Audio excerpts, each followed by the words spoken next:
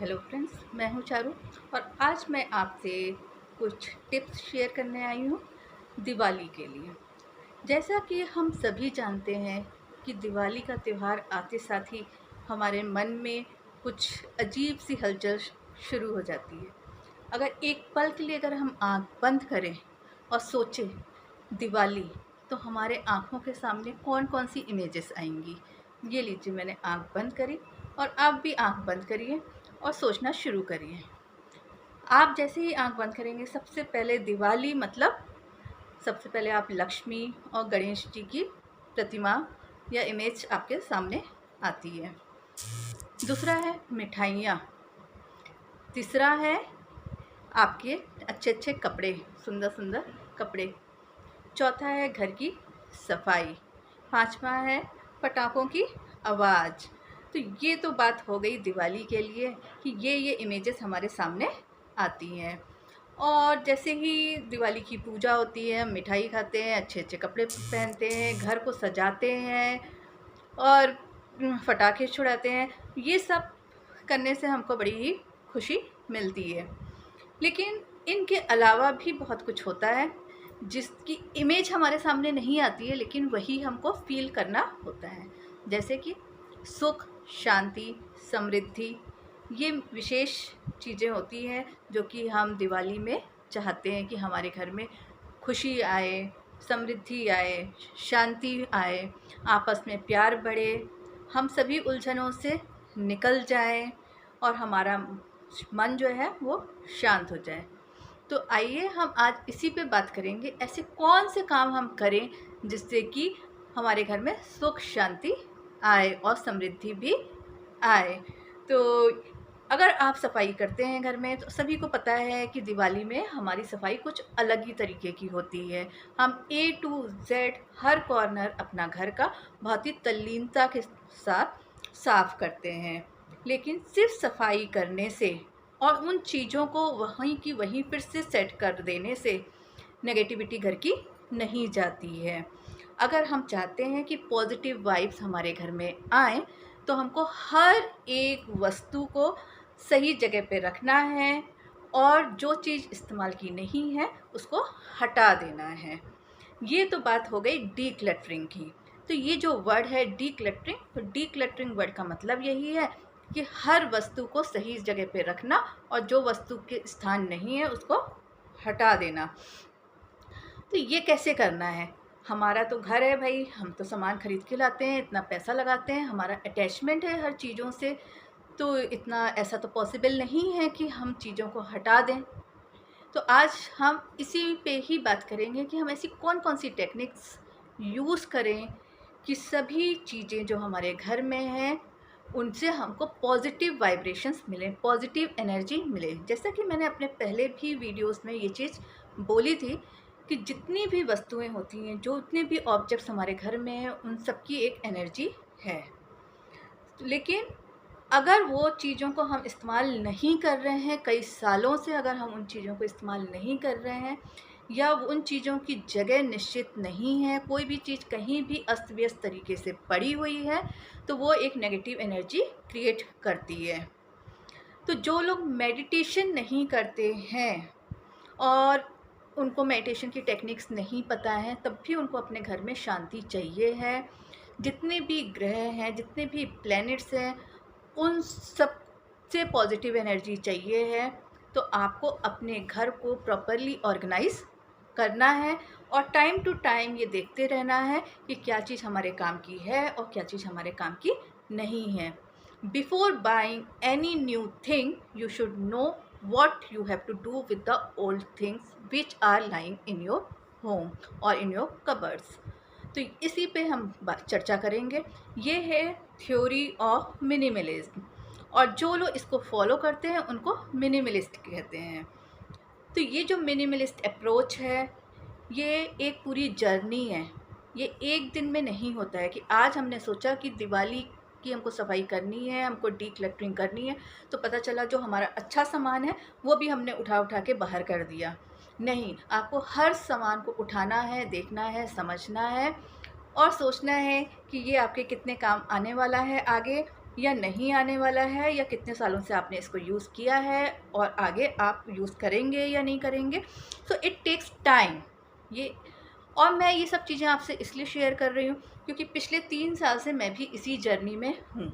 जब हमने अपना होम टाउन छोड़ा और हमारा ट्रांसफ़र हुआ और हम नए शहर में आए, उसी समय से हमने डीक्लटरिंग शुरू कर दी, क्योंकि हमें पता था कि हमने अपना घर छोड़ा है और हमारे घर में हमने हर चीज़ को बहुत अच्छी तरीके से रखा हुआ था।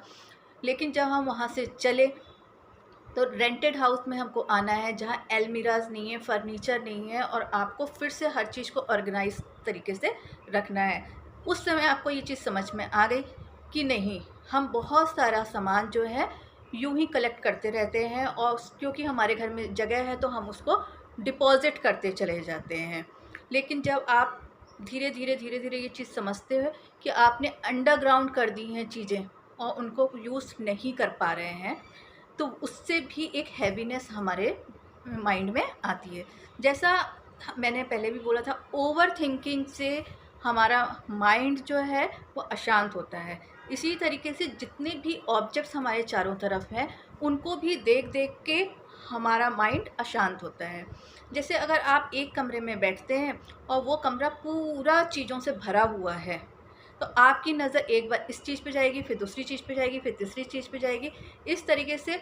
और फिर वो उन चीज़ों के बारे में आप सोचने भी लगोगे, ये किसने दिया था, ये मैंने कब ख़रीदा था, एसेट्रा एसेट्रा। तो जो एनर्जी का जो फ़्लो है वो भी कम हो जाएगा। आपको अच्छी हवा नहीं मिलेगी। आपको अगर सांस लेनी है, शुद्ध हवा लेनी है, तो आपको कैसे एटमॉस्फेयर में बैठना है, खुली जगह पे बैठना है ना। तो जैसे अगर आप गार्डन में जाते हैं, खुली हवा आ रही है तो आपको बहुत अच्छा लगता है। इसी तरीके से हमको घर में भी स्पेस क्रिएट करनी है।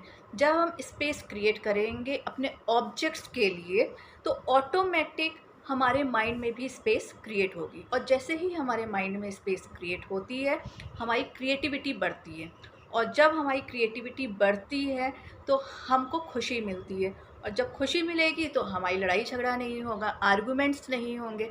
जब हैवीनेस होती है माइंड में, उस समय हमारे आर्गुमेंट्स होते हैं, हम बेवजह परेशान होते रहते हैं और बेवजह हम आर्गुमेंट्स करते हैं और उलझनों में रहते हैं। तो जितनी भी सामान आपके घर में हैं जो उलझे हुए हैं, जैसे धागे उलझे हुए हैं, तो उनको अच्छी तरीके से गोले बना के रख दीजिए। अगर आपके वायर्स हैं, जो कि हम बहुत ज़्यादा वायर्स यूज़ करते हैं, कॉर्ड्स यूज़ करते हैं, उन सबको देखिए कि कहीं ऐसा ना हो कि वो उलझे पड़े हों। उन वायर्स को आप प्रॉपरली रैप करके किसी कंटेनर में रख दीजिए जो यूज़ में नहीं है।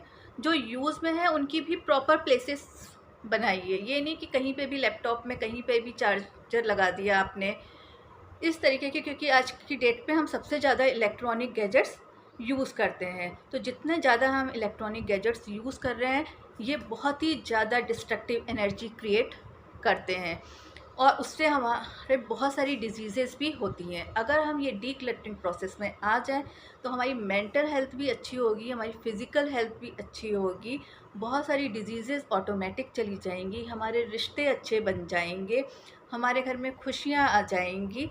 तो ये आपको देखना है कि ऐसी कौन कौन सी चीज़ें हैं जो कई सालों से पड़ी हुई हैं और उसको हमने अलग नहीं किया है। तो आज इस वीडियो में मैं सिर्फ टॉपिक्स बताऊंगी कि कौन कौन से एरिया में आपको डीक्लटरिंग करनी है, और नेक्स्ट वीडियो में बताऊंगी कि इनको कैसे करना है।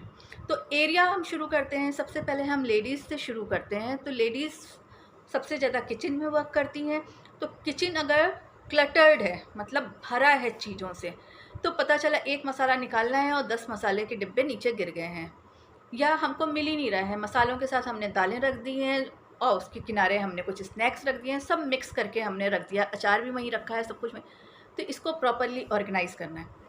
ये आपके ऊपर निर्भर करता है आपका किचन कैसा है। आपका मॉड्यूलर किचन है तो आप उसको उस तरीके से सेट कर सकते हैं, लेकिन जिनके मॉड्यूलर किचन नहीं है तो उनको थोड़ी ज़्यादा मेहनत करनी पड़ेगी। किसी के किचन छोटे होते हैं, किसी के किचन बड़े होते हैं। तो जैसी आपकी जगह है आपको उस हिसाब से अपनी चीज़ों को सेट करना है। तो ये बात हो गई किचन की। तो इसका भी डिटेल हम नेक्स्ट वीडियो में लेंगे। अब आते हैं हम इलेक्ट्रॉनिक गैजेट, जैसे मैंने बताया इनकी डीक्लटरिंग करनी है। खरीदते जाते हैं, जब भी हम शॉप में जाते हैं कोई चीज़ अच्छी लगी हमने झट से खरीद ली और फिर उसका यूज़ नहीं हो रहा है, तो उसको भी डीक्लटर करना है। और भी एरियाज़ हम लेते हैं, जैसे बच्चे हैं, बच्चों के टॉयज़ हैं, बच्चों के शूज़ हैं, बच्चों की कॉपी किताबें हैं, बच्चों के कपड़े हैं, इनको भी डीक्लटर करना है। हमारी खुद की जो अलमीरा है, हमारी जो वार्डरोब है, जिसमें हमने 20-20, 25-25 साल पुरानी चीज़ें रखी हुई हैं, क्योंकि हमारा बहुत ज़्यादा अटैचमेंट है उन चीज़ों से और हम उससे अलग नहीं हो पा रहे हैं, तो उनको भी हमको डीक्लटर करना है।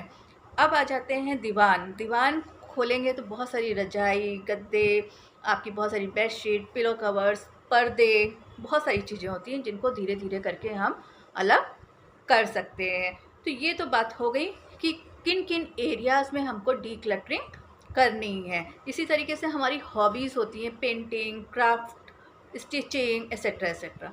तो जब हम एक एज होने के बाद या हम किसी और चीज़ों में ज़्यादा बिज़ी हो गए हैं और हम अपनी हॉबीज़ पे ध्यान नहीं दे पा रहे हैं, तो उन चीज़ों की भी डीक्लटरिंग करना चाहिए। लेकिन ये पूरे प्रोसेस को कैसे करना है, कब करना है, इट टेक्स टाइम, ये लॉन्ग जर्नी है।